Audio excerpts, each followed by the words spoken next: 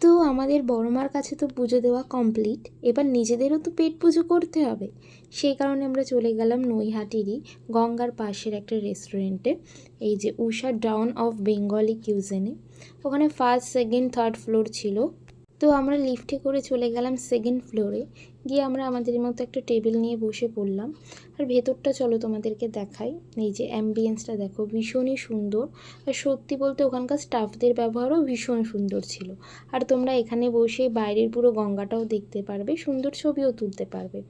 তারপর আমরা menu card ঘেঁটে আমাদের যা মনে হলো খাবার দেওয়ার মতো অর্ডার দিয়ে দিলাম। আর এখানে মারা বসে গল্প করছিল। তো মায়েরা নিয়েছিল ভেজ থালি, যার মধ্যে অনেক আইটেম ছিল।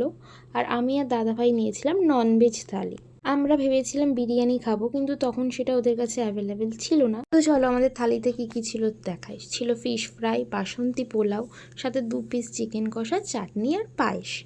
তো সবার ফার্স্টে আমাদের বাঙালির পছন্দের একটু পোলাও, তার সাথে চিকেন কষা, মানে দারুণ একটা কম্বিনেশন দিয়ে একটু মেখে খেয়ে দেখলাম, সত্যি খুব ভালো লাগলো।